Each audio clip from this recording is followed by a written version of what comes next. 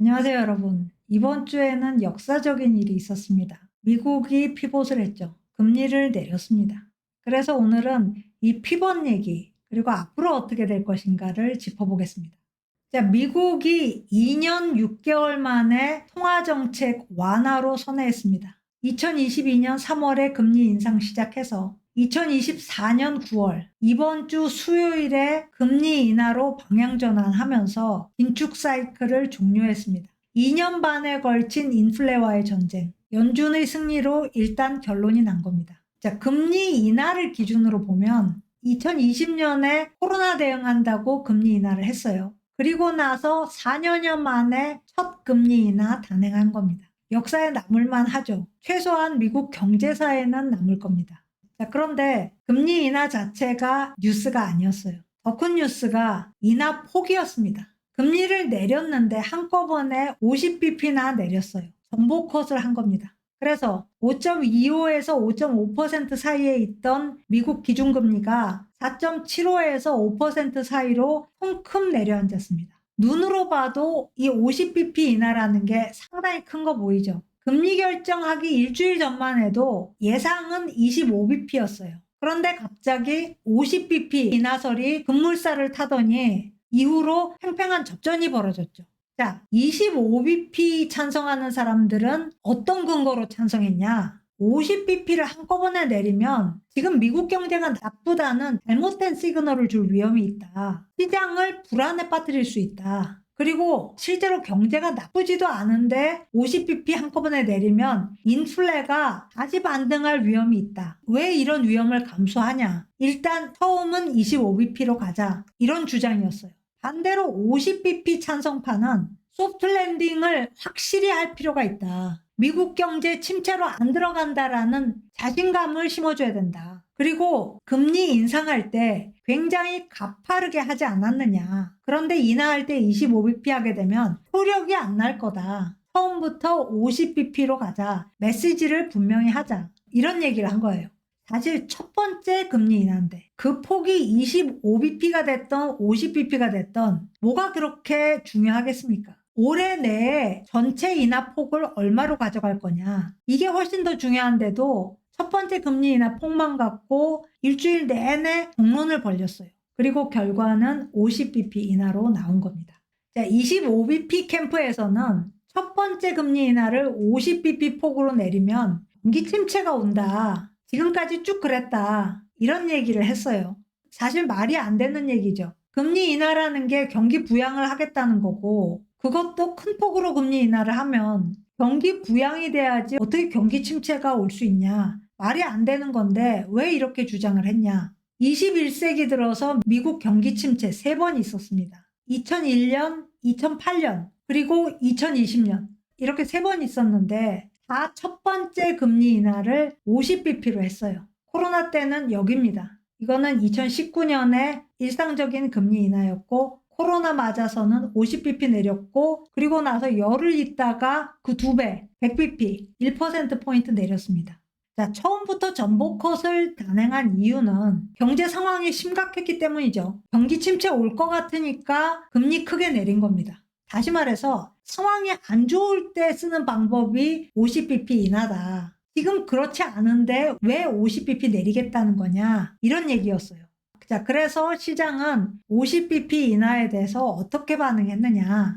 금리 인하 단행한 그날 수요일에는 미국 증시 하락했습니다. 당연히 대상승에 올 줄 알았는데 하락한 거예요. 좀 당황스러웠죠. 그래도 급등은 다음날 오긴 왔습니다. 하지만 그 다음날 증시 다시 하락했어요.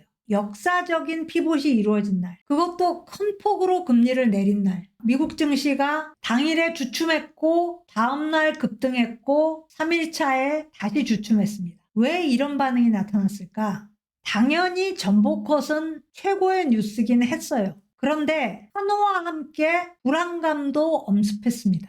특히 노동시장 상황이 우리가 생각하는 것보다 더 안 좋은 거 아니야? 이런 질문이 많이 나왔어요. 이 불안감이 전복컷의 환호를 덮어버린 겁니다. 노동시장에 대한 불안은 있었어요. 그런데 연준의 해석은 달랐습니다. 실업률 올라간 거는 이민자가 많이 유입돼서다. 이 이민자들 중에 취업을 못한 사람들이 있어서 이 때문에 실업률이 올라간 거다. 미국 노동시장은 견조하다.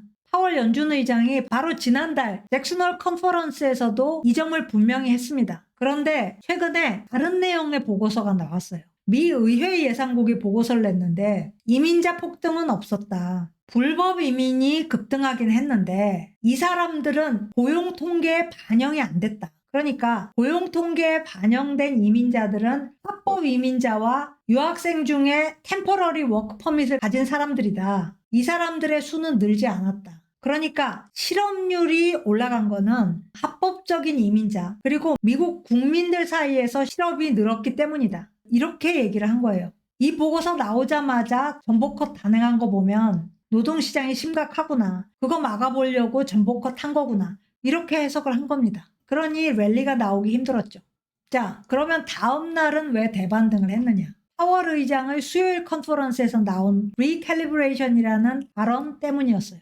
재설정, 수요일에 단어만 살짝 바꿔가면서 8번이나 언급을 했어요. 파월 의장이 정확히 무슨 말을 했느냐? 연준 정책의 재설정은 경제와 노동시장의 강건함을 유지하는 데 도움을 줄 것입니다. 그러니까 미국 경제와 미국 노동시장 지금 강건하다는 거예요. 견조한데 금리 인하가 이 견조함 유지에 도움을 줄 거다. 그리고 우리가 이제부터 보다 중립적인 위치로의 이행을 시작하는데 그 과정에서 인플레이션은 지속적으로 하락할 겁니다. 금리 인하로 인플레이션이 반등할 위험은 없다라는 거죠. 이걸 여러 차례 얘기를 했어요. 결국 시장이 어떤 식으로 생각하게 됐냐. 연준의 이번 피봇, 특히 전복컷은 경기 침체 대응이 아니다. 오히려 경제 확장을 위한 주도적이고 선제적이고 적극적인 방향 설정으로 봐야 된다. 이게 연준의 의도고 목표하는 바다. 이런 공감대가 만들어진 거예요. 증시 당연히 올랐죠. 자, 그 다음날 매일매일 생각이 바뀝니다. 제일 중요한 문제의식이 이 3일차에 나타나요.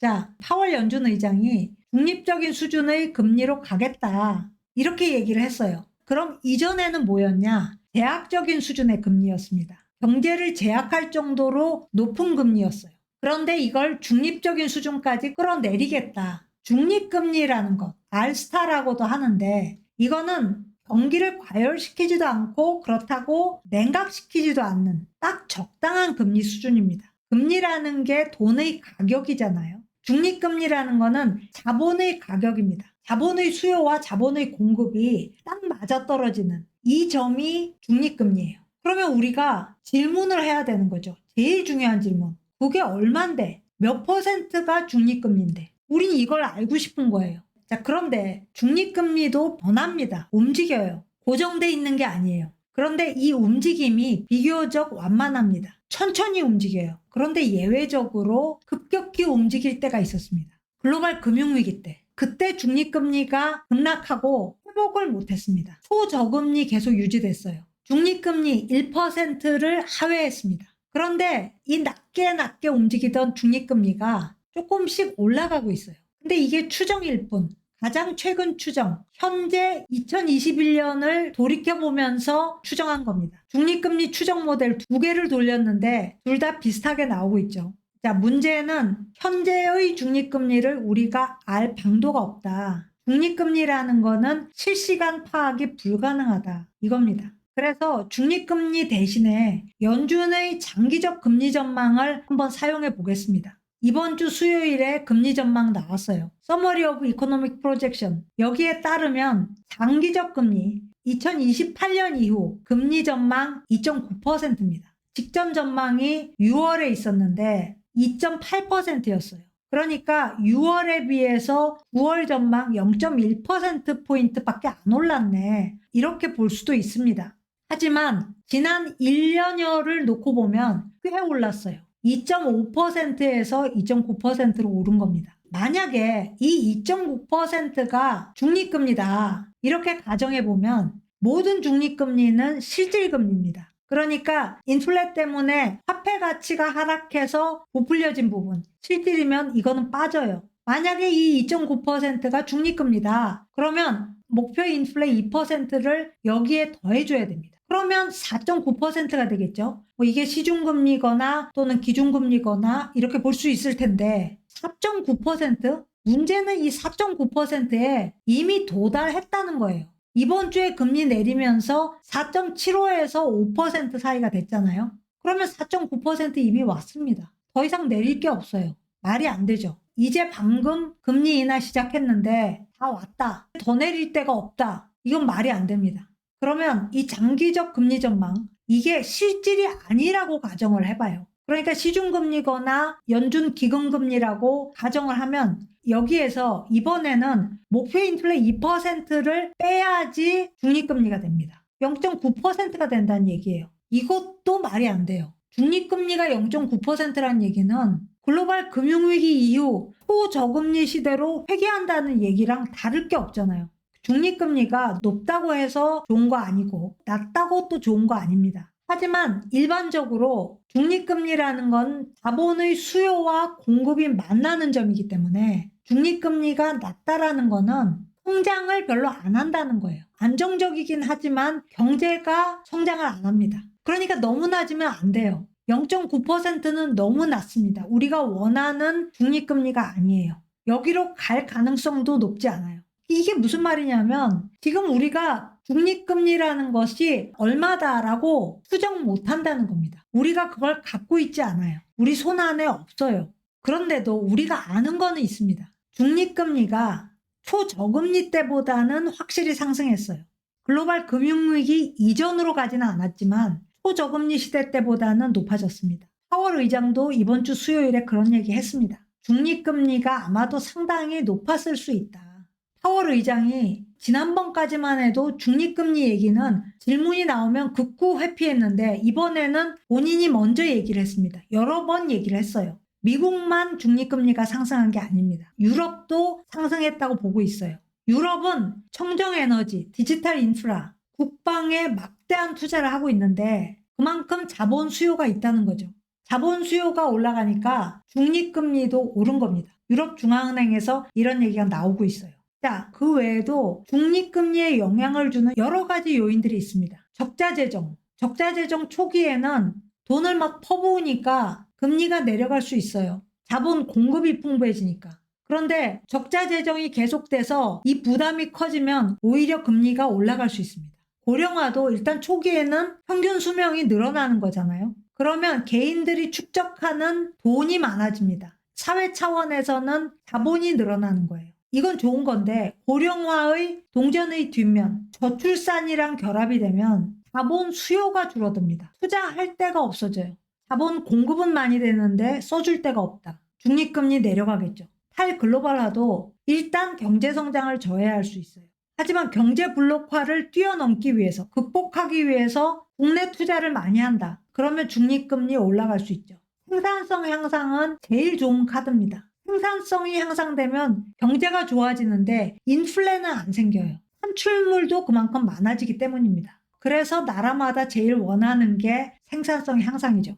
자, 이런 여러 가지 요인들이 같은 요인이라도 어느 단계에 있느냐에 따라서 완전히 다른 결과를 낼 수 있는데 지금 이 시점에서 중립금리가 얼마다라고 어떻게 추정할 수 있느냐? 불가능하다. 이 얘기입니다.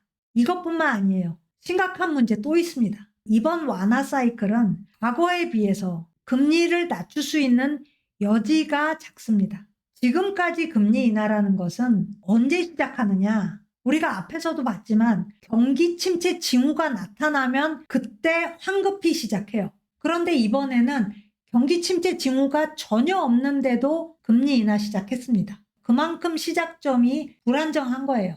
시작점도 불안정하지만 지금까지 얘기한 것처럼 종료점도 모릅니다. 얼마까지 인하해야지 완화 사이클 종료되느냐. 지금까지는 경기 회복 징후가 나타나면 금리 인하 더 이상 안 했습니다. 경기 회복 징후가 가늠자가 됐어요. 그런데 이번에는 그것도 안 되잖아요. 3분기 미국 경기 3% 성장할 거라고 지금 전망되고 있습니다. 그러니까 경기 회복 징후라는 거는 해당 사항 없는 거죠. 자, 지금까지는 데이터에 의지해서 금리를 올렸어요. 그리고 올린 고금리 유지했습니다. 그런데 앞으로는 사용할 수 있는 지표가 없어요. 그렇다고 중립금리라는 이론에 의지할 수 있느냐? 이것도 말이 안 되는 거죠. 긴축 사이클 매 순간마다 어려웠지만 완화 사이클이라고 더 쉬워지는 건 아니다. 이렇게 말할 수 있을 것 같아요. 긴축 사이클에서 연준이 큰 실수 안 범했지만 의지할 데이터 없는 완화 사이클에서는 큰 실수 범할 수도 있다. 이 점을 우리도 알고 있어야 한다는 거죠. 자, 오늘 스캔 여기까지 하겠습니다. 고맙습니다.